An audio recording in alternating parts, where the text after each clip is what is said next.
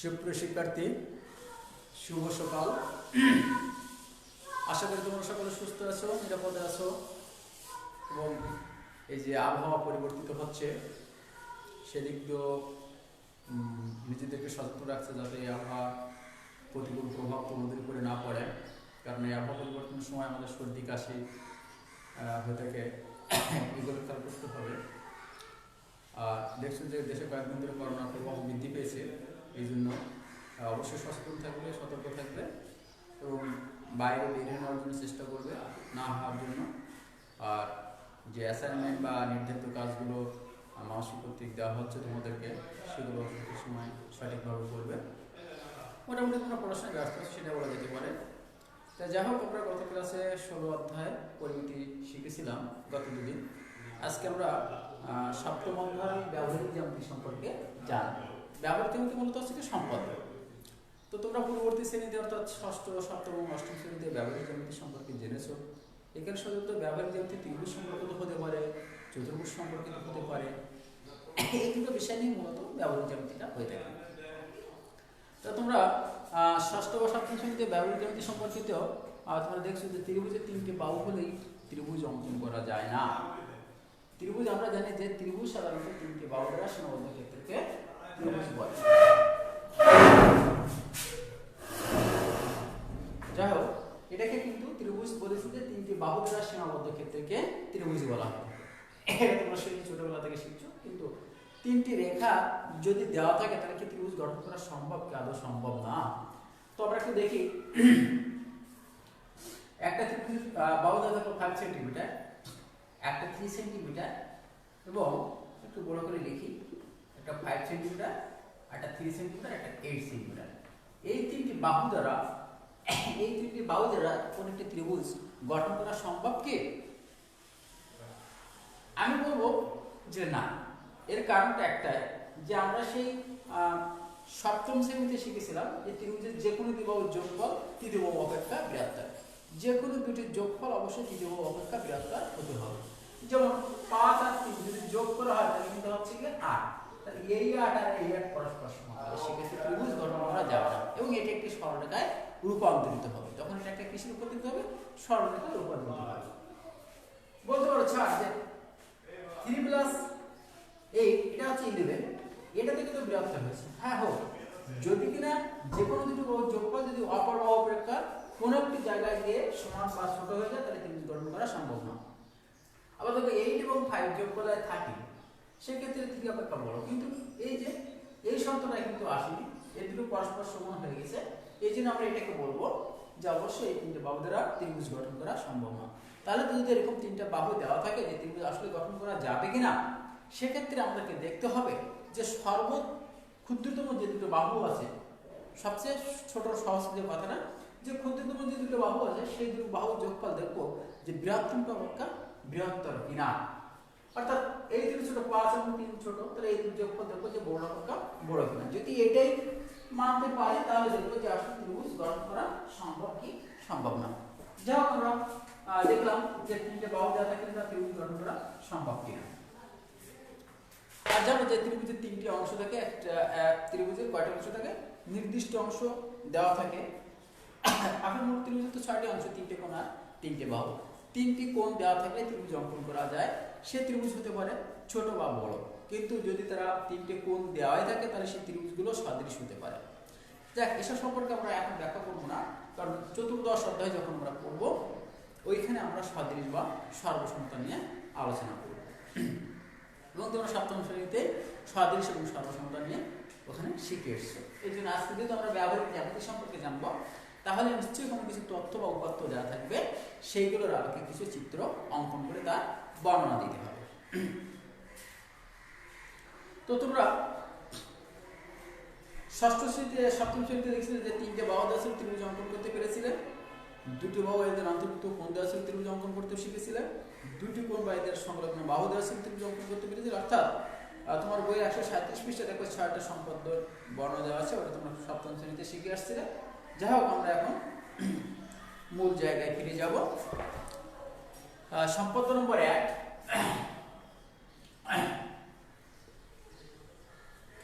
সম্পদ নম্বর 1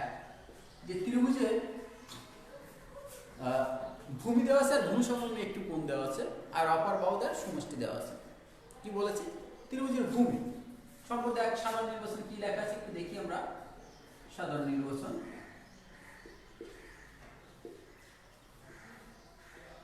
ত্রিভুজের ভূমি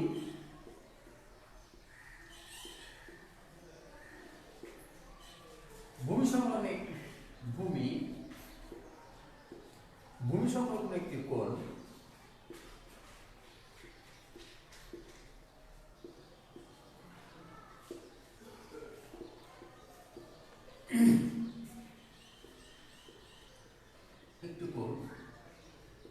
এবং অপর যে দুটো বাহু দেখো একটি বাহু অর্থাৎ ভূমি দেওয়া থাকে কিন্তু আরো দুটো বাহু বাকি থাকে সেই বাহুদ্বয় সমষ্টি দেওয়া আছে অপর বাহুদ্বয়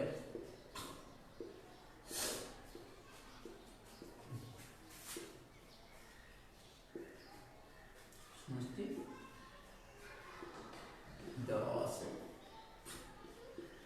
ত্রিভুজটি আঁকতে হবে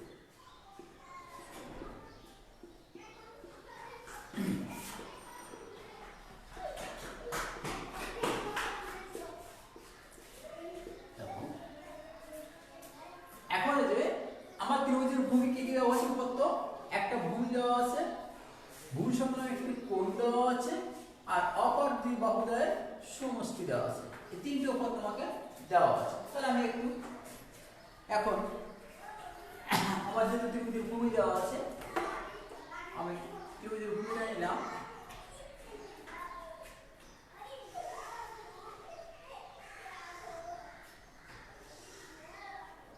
আমি ত্রিভুজের ভূমিটা নিয়েছি সুপ্রিয় শিক্ষার্থী আমি ভূমিটাকে এ দ্বারা সূচিত করলাম আর বাহুদ্বয়ের সমষ্টি তাহলে আমরা একটু আগে যে প্রথম কথাটা বললাম যে ত্রিভুজের যে কোনো দুই বাহুর সমষ্টি তৃতীয় বাহু অপেক্ষা বৃহত্তর অর্থাৎ এই যে সমষ্টিটা আমি নিব অবশ্যই তাহলে এই বাহু অপেক্ষা বৃহত্তর হতে হবে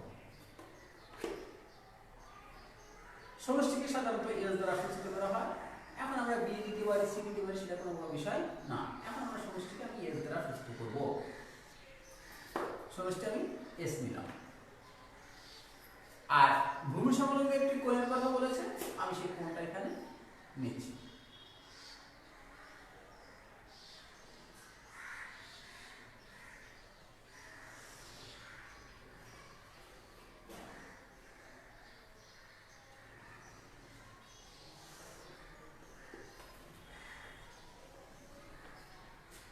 কোনটাকে আমি এক্স দ্বারা সূচিত করলাম এখন আমাদেরকে তাহলে আমাদের সাধারণ নির্বাচন দেওয়া আছে শুধু তথ্যগুলো উল্লেখ করা থাকে সাধারণ নির্বাচনে আর বিশেষ নির্বাচনের তথ্যগুলোকে একটা চিহ্নিত চিত্র অঙ্কন করতে হয় তথ্যগুলো যে তথ্যগুলো দেওয়া থাকে সেই তথ্যগুলোকে চিত্রের মাধ্যমে দেখানোকে বলা হয় বিশেষ নির্বাচন তাহলে আমরা যদি এখন বিশেষ নির্বাচন বলা হয় থাকে তাহলে দেখবো যে একটি ত্রিভুজের ভূমি কোনটা দিয়েছি কিনা উল্লেখ করেছি কোন চিত্রের মাধ্যমে আবদ্ধ করেছি এ ভূমি সংলগ্ন একটি কোণ কোনটি এক্স আর অপর দুটো সমষ্টি কোণ দ্বারা সূচিত করেছি এস ত্রিভুজটা অঙ্কন করতে হবে তাহলে সরাসরি আমি লিখলাম বিশেষ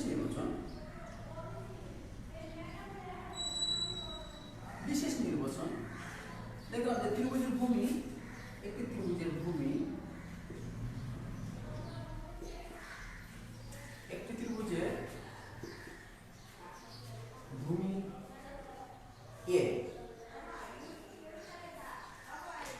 ভূমি সংলগ্ন একটি কোণ এক্স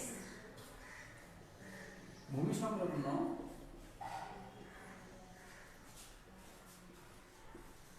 একটি কোণ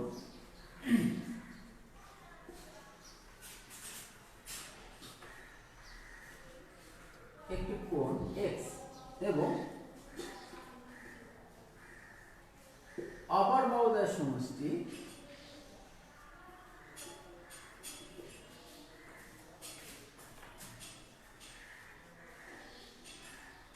এস দেওয়া আছে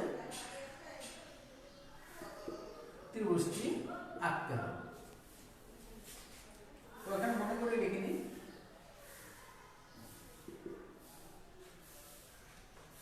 ত্রিভুজটি আঁকতে হবে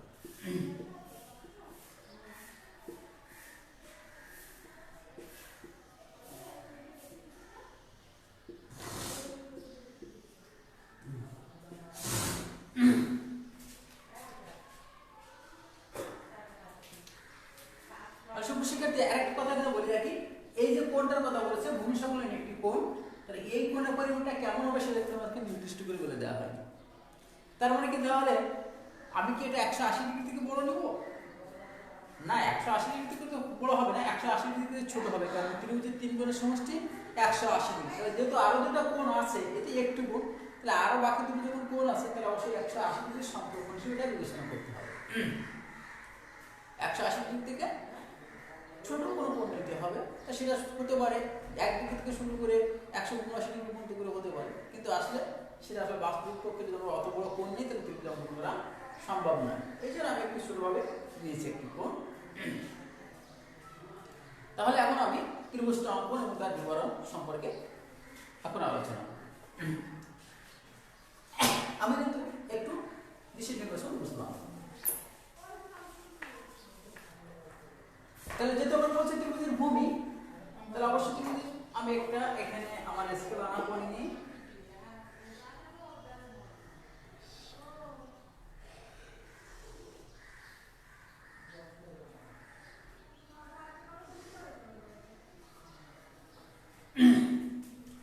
তাহলে আমি যখন একটা রশ্মি দিলাম ডি ই, রশ্মি যখন বলেছি তখন অবশ্যই আমার রশ্মি 30 ডিগ্রি দিতে হবে, কারণ রশ্মি প্রান্ত বিন্দু আছে, একটি প্রান্ত বিন্দু স্থির, অপর প্রান্ত বিন্দু চলমান। তাহলে আমরা বলছি যে ভূমি, তাহলে অবশ্যই যদি একটা সমান্তরাল ভূমি সমান্তরাল সহায়তা হয়, তাহলে এই ভাব থেকে আমি এই ভূমি যে এর ছিল তার সমান্তরাল একটা অংশ কেটে নিব। সুপ্রিয় শিক্ষার্থী, আমার পেন্সিল কম অর্থাৎ এই চক কম্পাসে যেহেতু কলম প্রবেশ করতে পারলাম না, সুতরাং আমার চক দিয়ে এখানে করতে হয়েছে, যেহেতু কলমটা ঢুকবে না। তো দেখো আমি এখানে মাপটা নিলাম, আমি এটা মাপটা তোমাদের বোঝা যাচ্ছে না, আমি ওখানে নিয়ে আমি কালো কলম দিয়ে দেখে দিব। তাহলে ভূমি সমান করে আমি বিসি অংশ, দেখো এখান থেকে মুছে গেছে কিছু অংশ, তোমরা তো বুঝতে পারছো। বিসি অংশটা আমি কেটে নিলাম, এই পর্যন্ত যেটা কেটে নিয়েছিলাম সেটা হচ্ছে মানে দাঁড়িয়েছে বিসি অংশ কেটে নিলাম। তাহলে প্রথম অঙ্কনের বিবরণ আমি লিখতে পারি 1 নম্বরে, এবং অঙ্কনের বিবরণ লিখছি দেখো, যে কোনো রশ্মি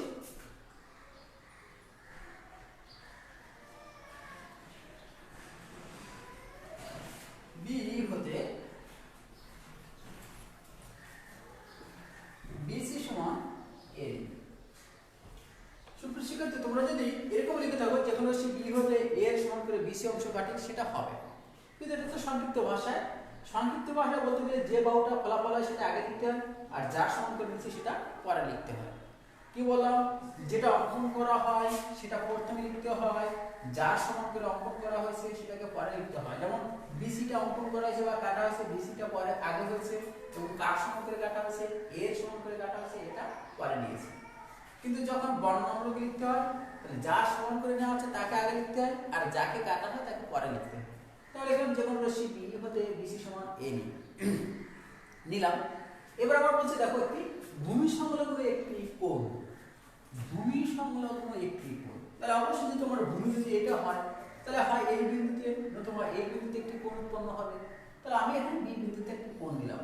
তাহলে আমি লিখতে পারি 2 নম্বরে যে বিসি রেখাংশে, এখন বিসি রেখাংশ বলতে হবে কারণ আমি কেটে নিয়েছি এই জন্য। বিসি রেখাংশে বি বিন্দুতে দেখি কি কোণ অঙ্কন করি সেটা আমি এখানে পরে লিখব। তাহলে তোমরা জানো যে কোণ অঙ্কন করতে কি করে।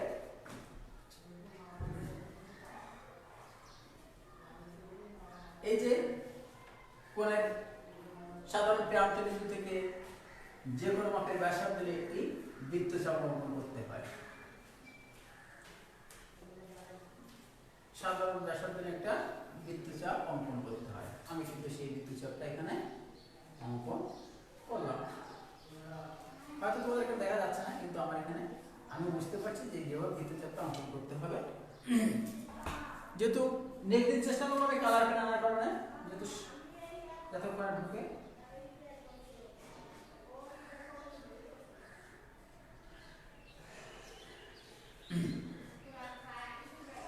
আচ্ছা।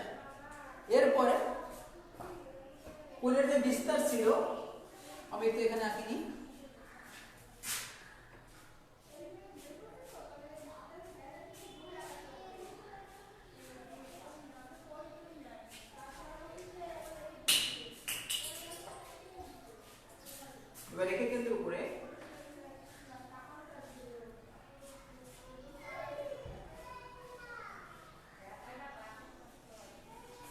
পাত নিয়ে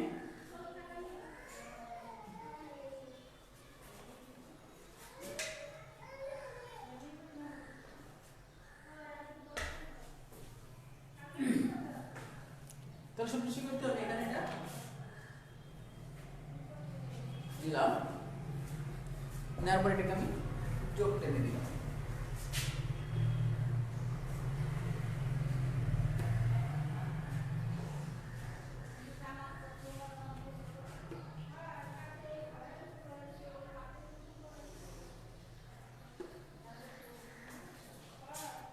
কি গেলাম EVF অঙ্কন করলাম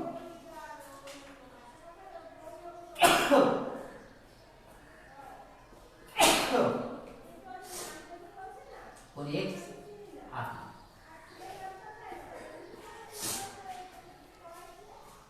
चल अभी मैं मिला पूछता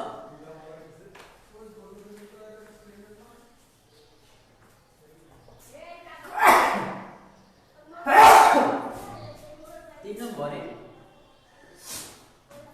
BF হতে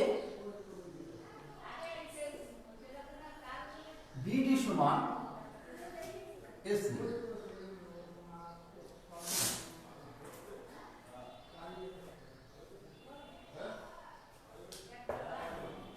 অর্থাৎ দিকে কেন্দ্র করে এই যে S এর সমান করে আমি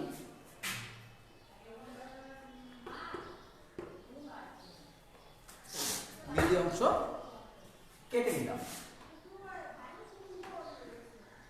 C, D যোগ করি C, D যোগ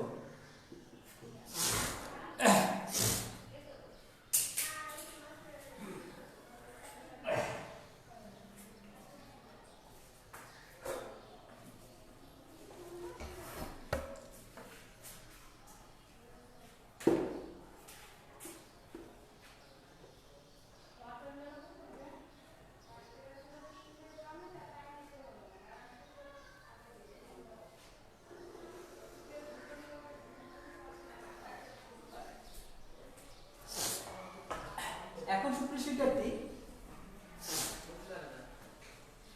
আমার এখন যে কাজটা করতে হবে এখানে দুইটা উপায়ে এই জ্যামিতিটা এখন করা যায় এর পরের অংশটুকু দুইটা উপায় করা যায় এক সিধি রেখার সমদ্বিখণ্ডক অঙ্কন করা যায় অথবা এই যে কোণটা উৎপন্ন হয়েছে এর এখানে একটা অনুরূপ কোণ উৎপন্ন করে আমার যোগ করে যেতে পারে তাহলে আমি করব কি এই বাহুটার সমদ্বিখণ্ডক অঙ্কন করব তাহলে আমার সেটা সুবিধা হবে কারণ আমি একই নিবে তাহলে 2 নম্বর সম্পর্কটা করতে পারবো ঠিক যেভাবে আছে ঠিক এইভাবে করে যাব ঠিক এই পদ্ধতি অবলম্বন করে তো আমি সিডি রেখার সমদ্বিখণ্ডক ইমেন অঙ্কন করি তাহলে সমদ্বিখণ্ডক তোমরা নিশ্চয়ই জানো যে কিভাবে হয় অর্ধেকের বেশি ব্যাসার্ধ নিয়ে যে বাহুটার সমদ্বিখণ্ডক করতে হয় তার অর্ধেকের বেশি ব্যাসার্ধ নিয়ে উভয় পাশে বৃত্তচাপ অঙ্কন করতে হয়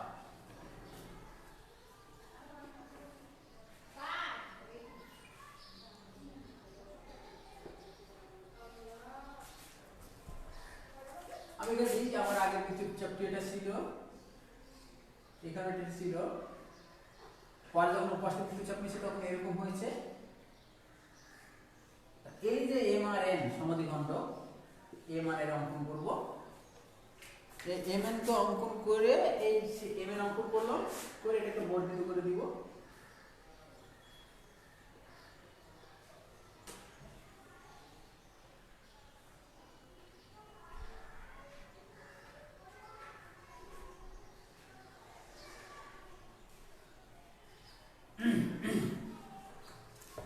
এমএন যোগ করে বর্ধিত করে দিয়েছি যা দেখো বিডি কে এবিতে সেট করেছে তাহলে এখন কি লিখব এখানে 4 যে সিডি এ স্যার কত বাজে সমদ্বিখণ্ডক এম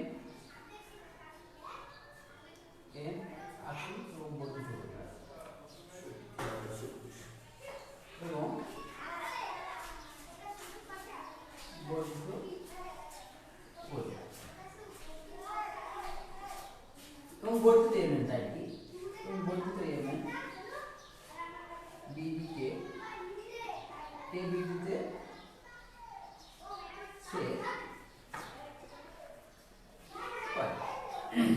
তো এমনিতে সেভ করেছে। এখন পাশে লিখি সি কমা এ যোগ করি, সি কমা এ যোগ করি।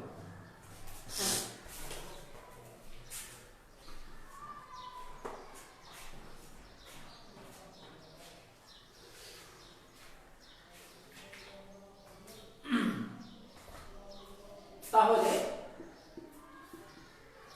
ত্রিভুজ এ বি সি ই নির্দিষ্ট ত্রিভুজ।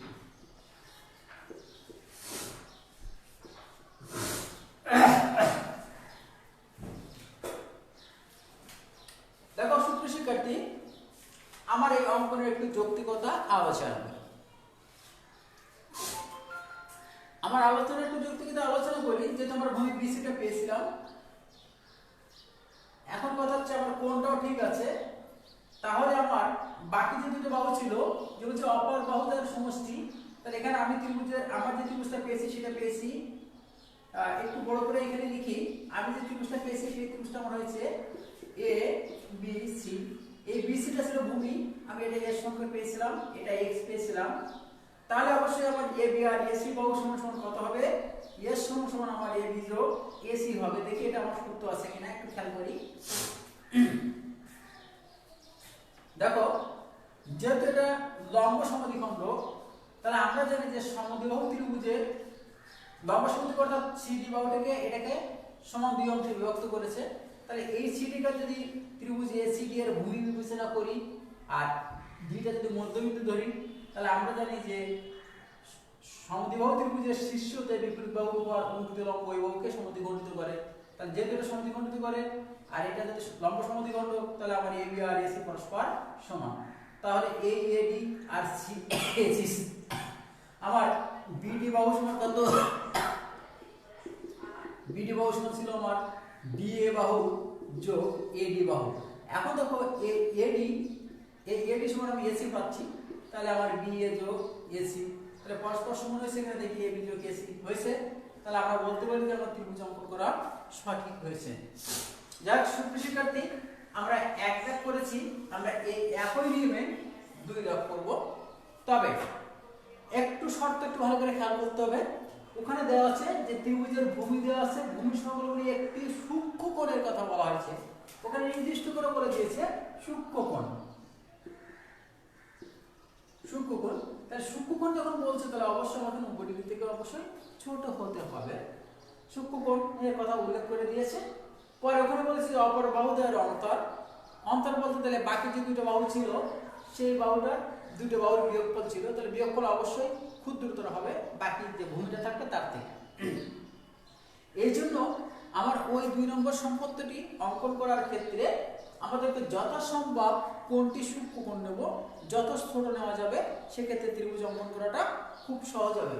আমি আশা করব তোমরা ওই ত্রিভুজটি অঙ্কন করার ক্ষেত্রে যে সূক্ষ্মকোণটা ছিল 30 ডিগ্রি থেকে 45 ডিগ্রির ভিতরে যদি সূক্ষ্মকোণটা নিয়ে থাকো, তাহলে ত্রিভুজ অঙ্কন করা খুবই সহজ হবে। অন্তরটাও খুব ক্ষুদ্রতর নিবে।